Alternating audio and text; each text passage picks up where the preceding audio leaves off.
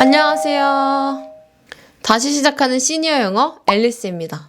저는 지역에 있는 평생학습관이랑 소규모 그룹과외로 5, 60대 중장년 학습자분들께 영어를 가르치고 있어요. We had lunch together 할 수도 있는데 메뉴를 특정하고 싶다 그러면 But I'm okay right now. 오늘 영상에서는 수업을 하면서 직접 느꼈던 이 시니어 학습자분들만의 특징을 4가지로 정리해봤습니다. 이런 특징들을 제가 수업에 어떻게 적용하고 있는지도 좀 간략하게 담아볼게요. 첫 번째 특징, 목적과 동기입니다.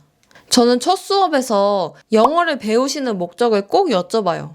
이게 처음에는 좀 개인적인 궁금함이기도 했었고 수업 방향성을 좀 설정하려고 여쭤봤었는데 가장 많은 게 여행이었습니다. 중장년분들은 여행을 정말 많이 다니세요. 근데 이제 가서 소통을 할 때 번역기를 쓰더라도 이게 실시간으로 소통이 안 되니까 좀 답답함을 많이 느끼셨고 가서 내가 직접 한마디라도 좀 해보고 싶다 이런 걸 좀 느끼고 오시는 거죠. 그 다음으로는 해외에 있는 뭐 가족이나 손주랑 좀 대화를 하고 싶다는 분들도 계셨어요. 그리고 그 외에도 자기계발 목적이나 취미, 뇌가 굳지 않게 좀 계속 공부하려고 하는 분들도 계셨고요. 이렇게 대부분이 좀 막연하게 오시는 게 아니라 목적이 뚜렷한 편이세요. 목적성도 있고 좀 동기가 자발적이다 보니까 학습에 대한 열정이 정말 크십니다. 열심히 하는 분들이 진짜 많으세요. 이게 누가 시켜서 하는 게 아니라 본인이 원해서 하고 싶어서 오시는 분들이거든요. 그래서 뭐 초중등 학생들이나 젊은 학습자들이 좀 오히려 갖기 어려운 건데 그 열정이 느껴지니까 가르치는 사람도 좀 신이 나서 하게 되는 것 같아요. 그래서 저도 다른 연령에 비해서 좀 이 시니어 수업의 재미를 많이 느끼고 있습니다. 자, 두 번째 특징은 심리적인 두려움인데요. 이 열정과 동기가 있음에도 불구하고 내가 잘할 수 있을까라는 두려움을 많이 가지고 오세요. 수업에서 이런 말 하는 분 되게 많으세요. 내가 너무 못해서 내가 잘 따라갈 수 있을까? 나만 못하면 어떡하지? 근데 이분들이 영어를 못해서가 아니라 자식도 키워야 되고 생계도 있고 하시니까 오랫동안 좀 영어랑 떨어져 있었기 때문에 이런 두려움들이 좀 생기신 것 같아요. 전 이런 분들께 이렇게 말씀을 드려요. 우리가 시험 보려고 공부하는 것도 아니고 완벽하려고 하는 것도 아니잖아요. 수업 들어오시기 전보다 하나만 더 알게 됐으면 된 거예요. 이렇게 좀 안심을 좀 시켜드리려고 하는데 이렇게 심리적인 안정감을 드리는 것도 수업의 좀 중요한 부분이라고 생각이 들었습니다. 근데 제가 하는 말이 그런 형식적인 위로나 응원이 아니라 제가 이분들의 힘을 알고 있기 때문이에요. 이분들은 꾸준히 할 거고 그리고 열정이 다 있으시기 때문에 시간이 조금씩 쌓이고 매일매일 영어에 대한 노출이 쌓이면 반드시 달라지거든요. 그러니까 내가 할 수 있을까, 잘할 수 있을까 이런 거 걱정하지 마시고 일단은 꼭 시작을 한번 해보세요. 다음 세 번째 특징입니다. 문장 단위의 접근이 좀 생소한 편이세요. 우리나라에서 영어를 배웠다면 주로 이제 문법이나 단어 암기 위주의 접근이었잖아요. 저도 마찬가지였고요. 저도 성인 되기 전에는 뭐 관계대명사, 가정법 이런 식으로 문법 단위의 학습을 많이 했던 것 같아요. 우리 중장년 학습자분들도 학교에서 문법이랑 단어 암기 중심으로 공부를 하셨어요. 그리고 영어에 좀 관심을 가져온 시간이 있으시기 때문에 베이스는 좀 가지고 계세요.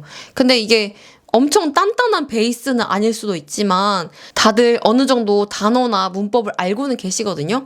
근데 막상 이거 말로 한번 해보세요 이렇게 말씀드리면 문장이 아니라 개별 단어 단위로 보통 말씀하는 분들이 많이 계세요. 그래서 저는 이 알고 계시는 재료를 이용해서 어떻게 하면 문장 단위로 말을 할 수 있도록 만들까에 좀 공을 들이는 편입니다. 문장 구조를 좀 편하게 느끼시고 순서나 시제에 대해서 고민하는 시간을 좀 줄여가지고 문장을 편하게 뱉을 수 있도록 하는 게 제 수업에서의 핵심이기도 합니다. 다음 마지막 네 번째 특징인데요. 규칙 안에서 편안함을 느끼시는 분들이 많이 계세요. 저는 좀 문장을 통째로 익숙하게 만들어버리는 그런 학습법을 좀 선호했거든요. 예를 들면 쉐도잉도 그 방법 중에 하나였죠. 그래서 처음에는 짧은 문장이라도 쉐도잉을 좀 제안을 드렸었어요. 근데 수강생분들이 자꾸 질문을 하시더라고요. 이 규칙에 대해서. 그럼 이럴 때는 이렇게 되는 거고 이럴 때는 이렇게 되는 거고 규칙이 이렇게 되는 건가요? 이렇게 질문을 많이 하시더라고요.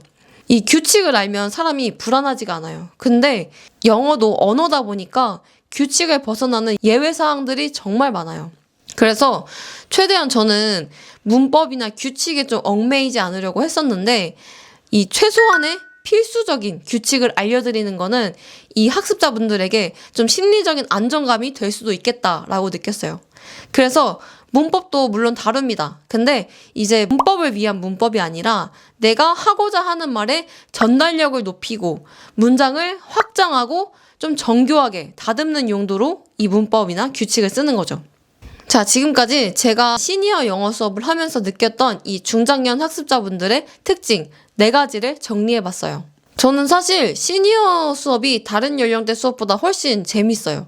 목적도 뚜렷하시고 열정도 있으시고 꾸준히 오시니까 가르치는 사람도 좀 신이 많이 나거든요. 그래서 영어를 다시 시작하고 싶은데 망설이고 계신 분들이 있으시다면 이거는 다른 수강생분들도 다 겪는 어려움이시고 꾸준히 시간을 들여 노력하면 다 되는 거니까 꼭 빠른 시일 내에 영어 공부를 좀 시작해 보시라고 말씀드리고 싶습니다. 앞으로 제 채널에서도 유용한 영어 표현과 함께 이 중장년 학습자분들이 어떻게 하면 좀 더 영어 학습을 재미있게 잘 할 수 있을지에 대한 콘텐츠들도 많이 다뤄볼 거니까 관심 많이 가져주세요. 다시 시작하는 시니어 영어, 앨리스 영어 구독하고 같이 공부해요. 안녕!